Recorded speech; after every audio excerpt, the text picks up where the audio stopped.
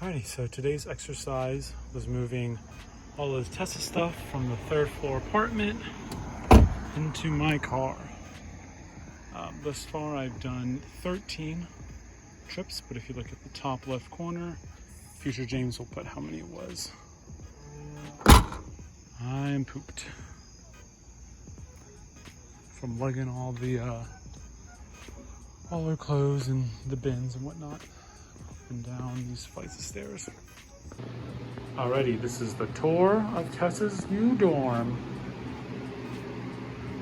Some cute pictures, the cow blankie desk. Aw, what a sweet boyfriend who got that for her.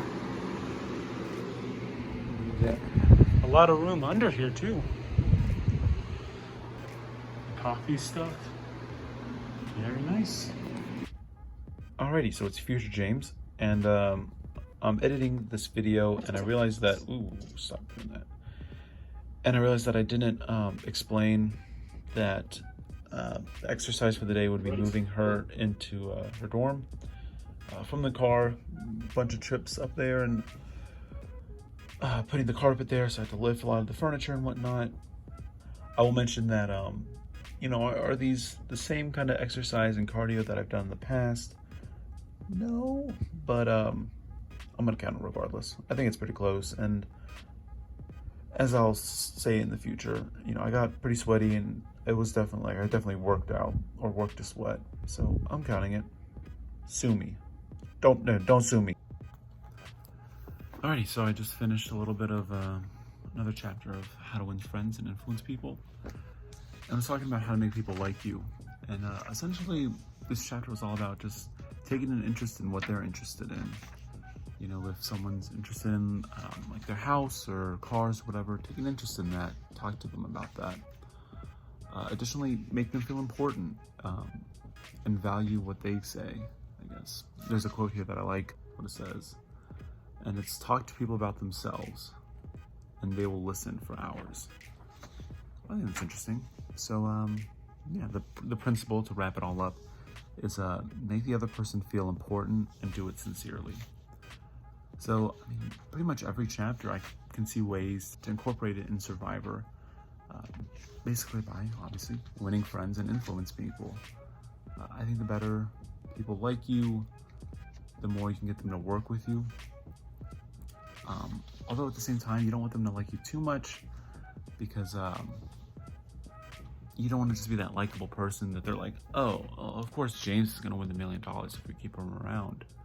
So it's really kind of finding that middle ground, which is going to be the challenge, but hopefully if you make them like you and if you have a working relationship, it'll, work in your favor. And I definitely think that this book is helping me figure that out. So part 3 is about how to win people to your way of thinking. The first chapter is you can't win an argument. I would like to win some arguments in Survivor, but I'm interested to see what it has to say about it. And another good chapter. So basically what it was talking about is you can't win an argument because no one can win an argument.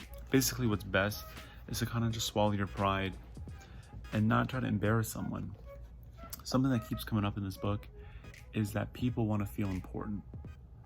And whenever you question someone's intelligence, saying like, oh, that's not right, this quote wasn't from this, it was from that, it's kind of making them feel as though they're not important, that they're not valued, and no one wants to feel bad. So basically saying like, just kind of suck it up. It doesn't really matter at the end of the day. And you might be right, you might be proved to be an intellectual, but are people gonna like you? Not really. There's a quote that I like, it's from Buddha, and it says, hatred is never ended by hatred, but by love. And a misunderstanding is never ended by an argument, but by tact, diplomacy, conciliation, and a sympathetic desire to see the other person's viewpoint. The second part wasn't the quote ended after by love, but that's how it relates. So yeah, a lot to learn, obviously. You can't win an argument. It's best to kind of look at their side, and I don't want to just say like agree to everything that they say, because on the island you can get steamrolled. The important thing to know is when you should be like, no, this isn't right, and to kind of like argue the facts if you want, versus when you should just go along with what they say. In general, like, don't sweat the small things. If, you know, some trivial fact is wrong, no need to make someone feel bad, especially if they're in a group. But if you're on a one-on-one situation and you feel like you can talk with someone candidly about something important, that's when you do it. And there's also a difference if you're kind of like discussing something versus arguing, I guess. Like, I feel like you can be discussing who you should get out, and you don't have to be like, oh yeah, we should get that person. You still treat what they say as important. You know, you can be like, yeah, I see what you're saying. This person could win a lot of rewards, or they might get some votes. You can still have a discussion that isn't quite an argument. And if it is an argument, stop. Don't have the argument. No need for that. Arguments will win you no friends. So yeah, a lot in this book that I'm really getting a lot out of. Haven't been reading it as much as I want to.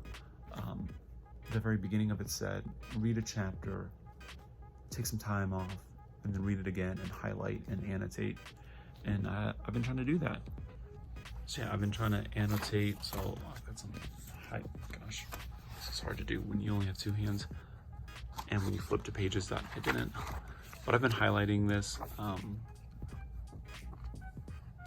I swear I've been highlighting this. I don't know why I can't find where I've highlighted. Goodness, this is, like, see some annotations. There we go. Annotations, some highlighting. I don't want to do too much and it's hard to flip. But yeah, I've been taking notes, and at some point after, you know, they tell me I'm going to Survivor and I've got time to do some studying, I'm definitely going to reread this book and skim the points that I've made.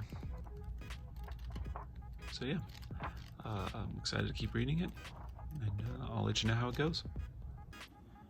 Alrighty, just got something in the mail.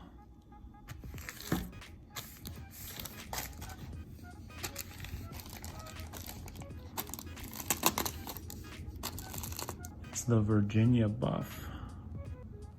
Very nice. Took it long enough. Sic Semper Tyrannis, and thus always unto tyrants. Not a big fan that our state flag is the seal on a field of blue, but it's a cool state seal. So I think it's the best one of this sort.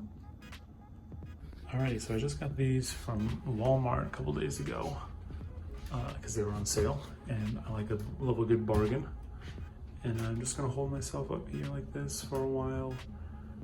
It's kind of similar to something that they've done in the past. So yeah. Okay, so I did the hanging thing for a while. It is, let me see, 1:23, so I was kind of tired, so I didn't have quite as much strength, but I wanted to make sure that I did it. I mean, I guess it isn't the same day, but I wanted to do it on that like third day before I posted. So it was a little late, which added another aspect to the challenge. But yeah, I think I'll keep doing that in some respect, just because it's a good exercise. Alrighty, so you know what time it is. It's time to go over the stats for the episode. So on the 22nd, I had beans and an egg, pardon me.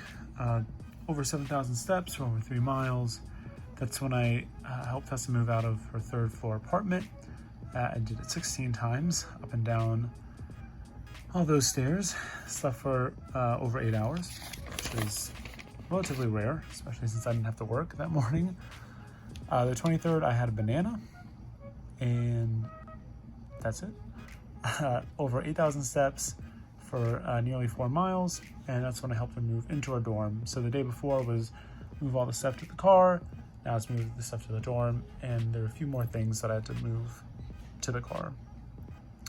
And I slept for almost 6 hours. 24th, I had banana and what was left of the granola, that's over 9,000 steps for nearly 4.5 miles. And for the challenge, I held myself up, and then the sleep didn't register the sleep. So yeah, it was not the typical exercise and cardio, but I was pretty busy those days, and I felt like, I was sweaty and definitely felt like I had worked out. So I'm gonna count them.